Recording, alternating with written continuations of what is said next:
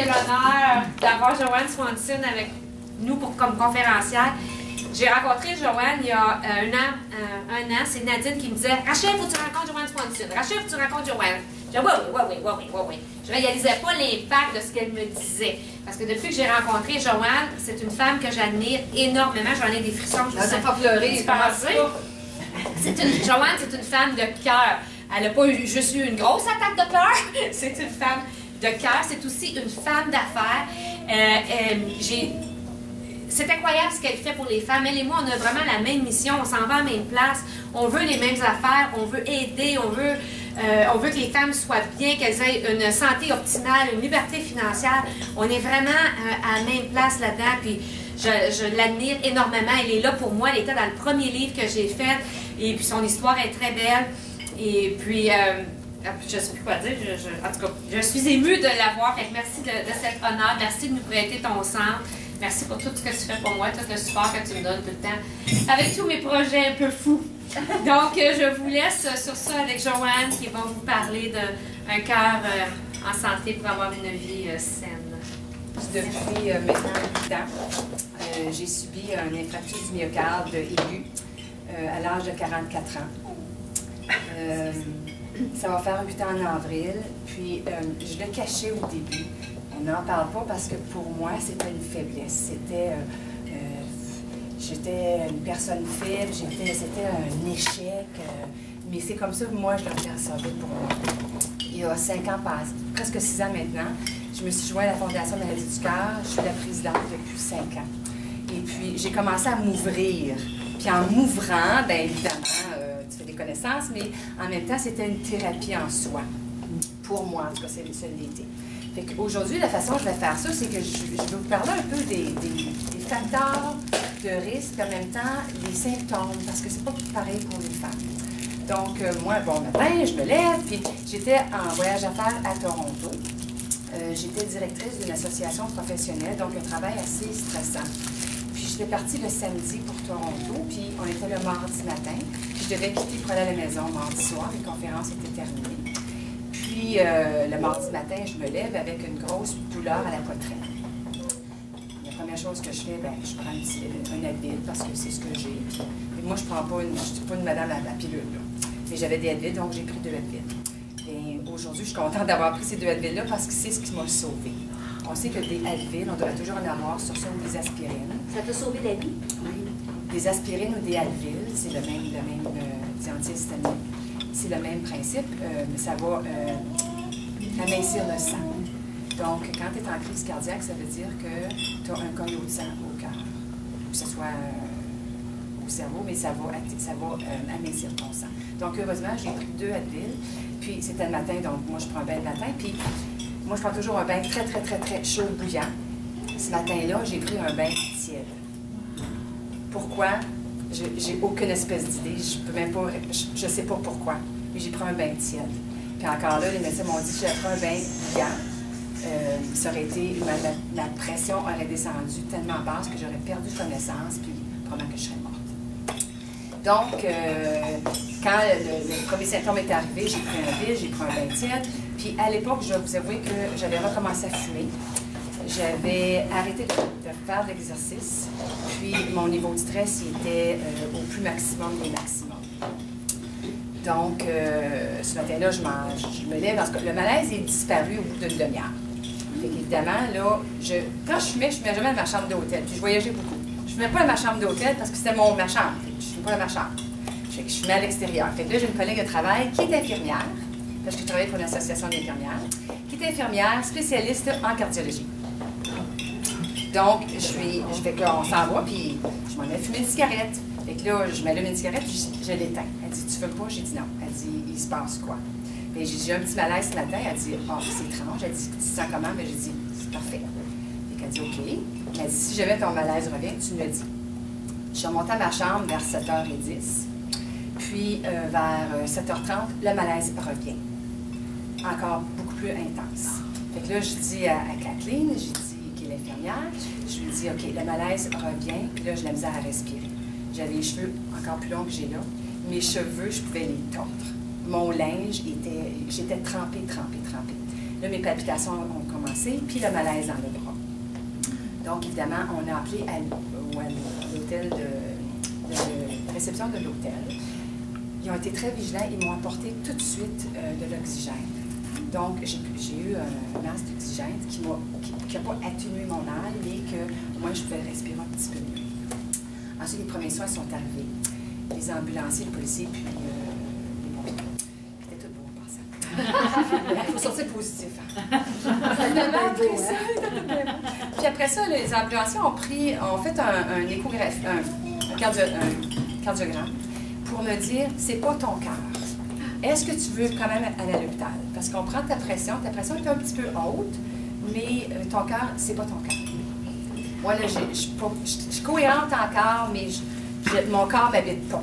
Je le sens qu'il y a un changement dans mon corps, je le sens déjà. Puis j'ai dit non, je veux aller à l'hôpital parce que je me sens vraiment pas bien. Dans l'ambulance me demande aux 30 secondes, une échelle sur 10, t'es à combien? Au début, c'était 7, 8, là, je suis rendue à 15 sur 10. Fait que ça pressait. Fait que là, les gyrophares, fait qu'on est allé à l'hôpital. Je suis allée à l'hôpital vers à peu près 9h moins quart, 9h moins quart, je suis arrivée à l'hôpital. Puis, on a fait un autre cardiogramme, puis là, ça a été comme rapide. C'était des stats, ça veut dire urgent, là. Fait que là, ils m'ont amenée dans une salle de réanimation.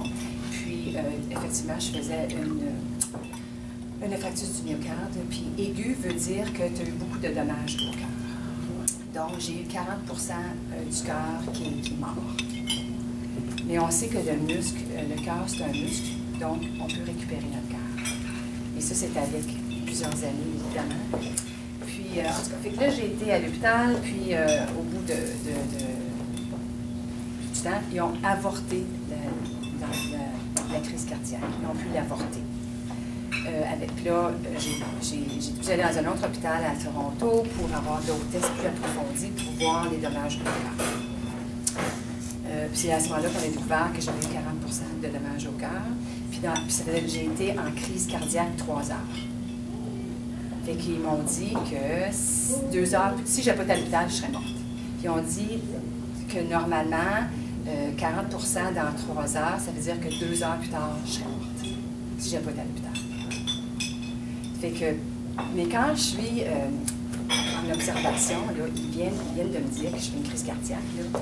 Je les regarde, là, puis je dis, vous trompez de patiente, là. Un déni total. Je me dis, non, c'est pas vrai, ce n'est pas arrivé à moi, là. Puis je dois vous dire, ma mère a une crise cardiaque, ça faisait 9 mois. Elle a une crise cardiaque massive, puis elle est décédée. Elle a 68 ans. 68. Donc, là, on m'envoyait à notre hôpital pour des tests plus approfondis. Puis, évidemment, j'ai été aux soins intensifs pendant 4 jours. J'étais à Toronto, ma famille sont ici.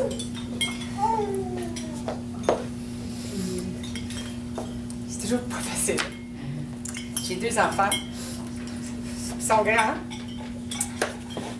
Puis, la journée, on peut se faire mieux d'affaires, là. La journée que c'est arrivé, évidemment, à la maison, mon conjoint aussi. Puis, moi, j'ai fait la crise cardiaque très tôt le matin. Puis, j'ai attendu à 5 heures le soir avant d'appeler mon conjoint.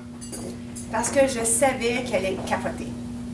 Je me suis dit, il était à Gatineau, moi, j'étais à Toronto.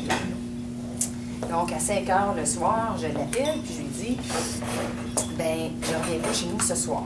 Il dit, quoi, ta conférence est allongée? J'ai dit, non. Il dit, ben, il se passe quoi? Ben, j'ai dit, j'aimerais ça que tu t'assoies. Il dit, Joe? Quand il dit Joe, là, parce qu'il. J'ai dit, ben, j'ai de quoi de. Faut que je dise de quoi de sérieux. Il me dit, il se passe quoi? Je dis, ben, assis-toi. Il dit, OK, je t'assis. Il était pas assis, mais il était assis.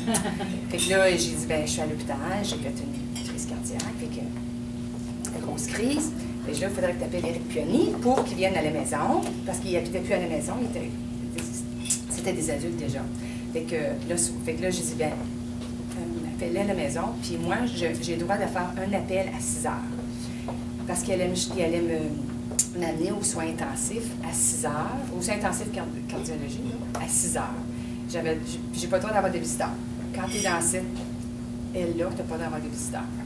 Fait que j'ai dit, j'ai le droit d'avoir 2 appels par jour parce que je ne suis pas dans la région. J'ai le droit d'un appel à 9 h le matin puis à 6 h le soir. C'était l'heure politique qu'on disait.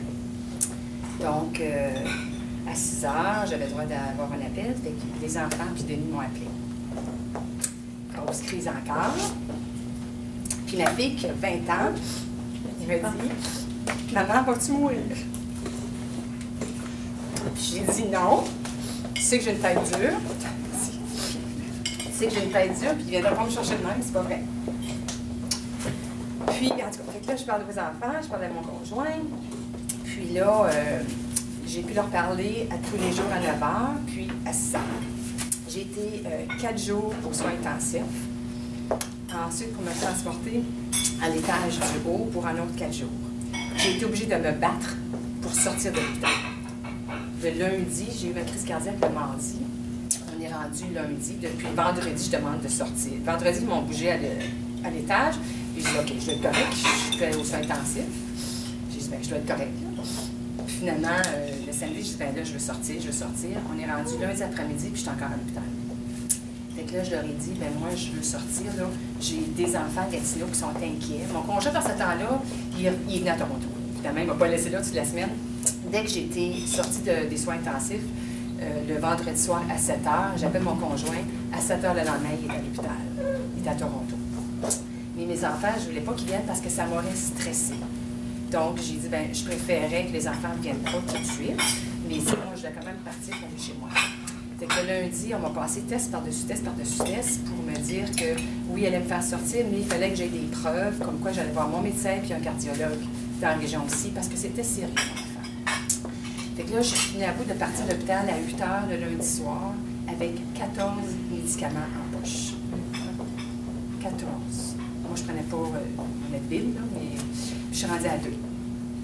Donc, dans 8 ans, grâce à ma bonne alimentation, grâce à mon activité physique, grâce à, oui, mon moral, puis ça, c'est beaucoup, merci Nicole de me le rappeler, mon moral, puis grâce aussi à, je pense qu'il faut rester positif dans tout ça, puis pas être, tu sais, la première année, je vais vous dire que c'était rough. À tous les jours, j'y pensais. Je prenais 14 médicaments pendant un an de temps. On y pense-tu, une crise cardiaque? Je me sentais assise sur une bombe à tous les jours. Jusqu'à ce que mon fils, qui avait 24 ans, 23 ans à l'époque, me dit « Maman, est-ce que tu vas vivre demain et tu le ressens tes jours? Écoute, tu as encore 30 ans à vivre, là. Tu vas faire quoi pendant 30 ans? À tous les jours, tu vas penser « Je vais faire une crise cardiaque aujourd'hui? » Finalement, ça m'a un peu réveillée. Ça m'a un peu dit « Ouais, c'est vrai. Mais lui va être quoi, moi? » Bien, je peux vous dire que ça va faire 8 ans, puis ben, je pense que j'ai jamais eu une si belle vie, finalement, parce que j'ai pris ma vie en main. Oui, je suis encore assise sur une bombe, mais par contre, j'y pense pas à tous les jours. Les 2 petits médicaments que je prends le soir, là, je me dis toujours, ben, ça c'est en prévention seulement, parce que je suis rendue, c'est là que je suis rendue dans ma vie, c'est la prévention. Puis c'est ce que je fais. Vous savez que je suis propriétaire de 2 centres Curbs, puis le Centre Action Santé. Puis moi, là, moi, je faisais de l'activité physique toute ma vie. J'en ai fait toute ma vie. J'ai arrêté pendant 5 ans. Ma carrière avait pris le dessus. J'avais arrêté de manger bien. J'avais arrêté de faire de l'activité physique.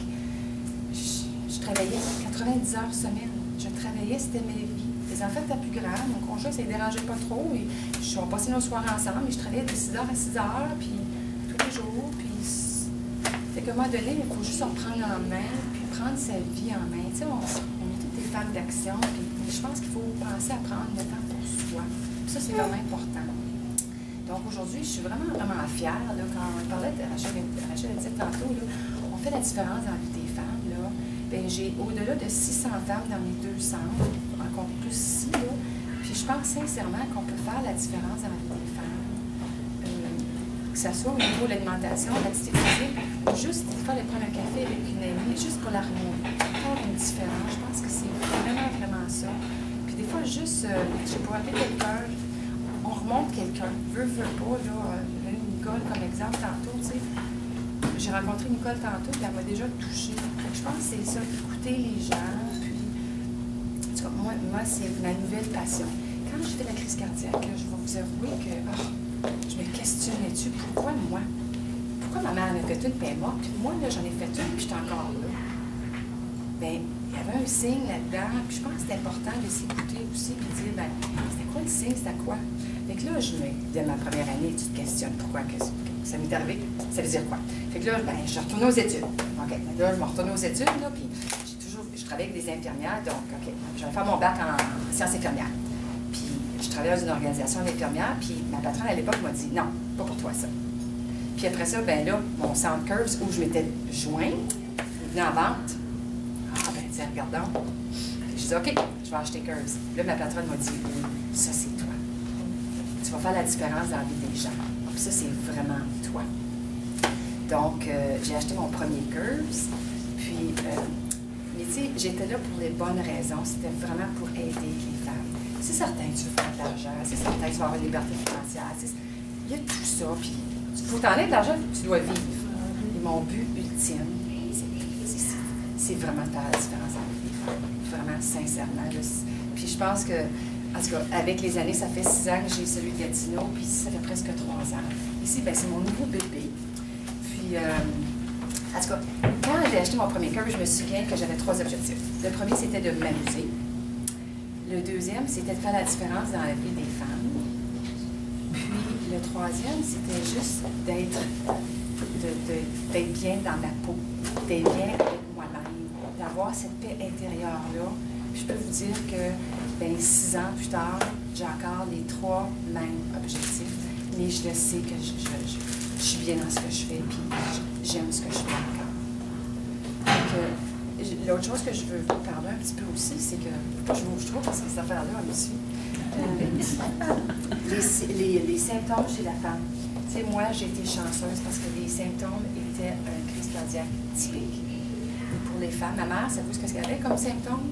Mal dans le ventre, depuis samedi. C'est-tu qu'elle avait? Le mal dans le ventre. L'abdomen, là, le mal là. Et elle est morte le dimanche soir d'une crise cardiaque. Fait que les femmes, là, je vais vous dire, c'est entre les narines, là, le nez, là, puis le nombril. Vous avez un malaise dans ces régions-là. Là. Puis c'est pas un malaise que vous connaissez, que c'est vraiment étrange, avec palpitation, là, n'hésitez même pas à l'hôpital. Puis quand j'étais allée à l'hôpital à Toronto, là, les cardiologues qui étaient 5 autour de moi, qui me questionnaient à tour de rôle parce qu'ils ne savaient pas trop ce qui arrivait. Puis c'est une jeune femme de 44 ans, avec aucun profil cardiaque, parce que ce que vous voyez là, j'étais là il y a 8 ans passés. J'avais pas de problème de poids, je fumais. C'était la différence. Puis j'étais stressée. Là, mon niveau de stress, je le gère beaucoup mieux. L'activité physique, ça fait partie de ma vie. Moi, j'en fais tous les jours. J'ai commencé à faire du yoga pour ma paix intérieure à moi. Ça me permet de me retrouver mon intérieur à moi. Fait que, tu sais, il y a bien beau avoir ça, mais c'est à l'intérieur que ça se passe aussi. Fait que les signes, les femmes, c'est vraiment important de regarder ça. Fait que, des fois, ça peut être quelque chose, je pense que c'est très banal, là, mais ignorez pas les signes. Parce que si j'avais ignoré ces signes-là, même que moi, c'était typique, là, ben, je serais même pas ici pour vous en parler. Fait que moi, là, j'ai été chanceuse parce qu'on m'a renouvelé mon privilège d'être sur Terre. Parce que moi, j'ai 2 fêtes par année. Moi, là, je suis née en juillet, 14 juillet 1960, et j'ai 52 ans. Puis, je suis je sais pas, Tu renais. J'ai rené, en tout cas, une renaissance. Je sais pas comment on dit ça, j'ai renaissé, non? J'ai rené. Je suis revenue au monde, vraiment. Le 19 avril, il y a 8 ans passés. Puis je vous dis que je fête. Le 19 avril, c'est ma fête à moi toute seule, que je célèbre moi-même toute seule. Ça appartient pas à personne d'autre, c'est à moi. Fait que ça, c'est une renaissance pour moi. Fait que j'ai 2 fêtes. C'est vraiment important pour moi parce que c'est vraiment, j'ai une vie avant, puis j'ai une vie après. Les gens qui me connaissent là, depuis toute ma vie là, me disent t'es pas la même personne. Je suis beaucoup plus calme que j'étais, mais je vois pas la vie de la même façon. Je sais pas si en anglais, the petty stuff. C'est don't sweat the small stuff, là, ben c'est comme ça. Moi, petites conneries, là, les petites. Là, regarde, ça n'appartient pas, là, on enlève ça sur nos épaules. C'est important aussi de prendre ce temps-là, puis de réfléchir aussi à ce qu'on veut dans la vie. Et, je sais que j'ai un parcours, mais je ne changerai rien à ma vie. Je sais que c'était difficile, là, tout ça, mais je ne changerai absolument rien dans ma vie. Ce que j'avais à vivre, je l'ai vécu, puis je le vis encore. Puis ça, c'est ce qui fait que je suis qui je suis. Merci. Non, vraiment le stress, tu penses, qui a poussé tout ça? Vous savez qu'il y a plusieurs facteurs, hein? Le stress, le tabagisme, l'obésité, il y a plusieurs facteurs. Oui. Moi, mon facteur, c'était le stress. Définitivement le stress. Et c'est pas le stress d'une journée, là. Puis, il y a du stress qui c'est positif. Je ne suis pas stressée là, mais il y a du stress qui c'est positif d'avoir du stress. Il faut en avoir du stress, c'est bon pour nous. Mais quand c'est un stress négatif qui s'accumule de mois en mois, d'année en année, à un moment donné, ça vient chercher. Puis moi, c'était définitivement le stress. J'avais perdu mes 2 parents. Mon père d'un cancer, 2 ans plus tard, ma mère des crises cardiaques. Il fallait vider la maison de 2 êtres qu'on adore. Puis en même temps, ben, tu fais ça, ben, c'est un stress émotif. Mais j'avais mon stress du bureau qui était cumulatif. Là. Ça n'arrêtait pas là, depuis 10 ans, là, encore plus. Là. C'est vraiment le... Moi, je sais que le facteur premier, c'est le stress. Elle est merveilleuse. J'ai rencontré Rachel juste l'an passé, hein, puis c'est vrai qu'on a la même mission, toi et moi. Je le vois, ce que tu fais pour les femmes, puis c'est pour ça que je pense qu'on s'entend si bien, parce qu'on a la même mission. On s'en va en même place. Ça va tout aussi.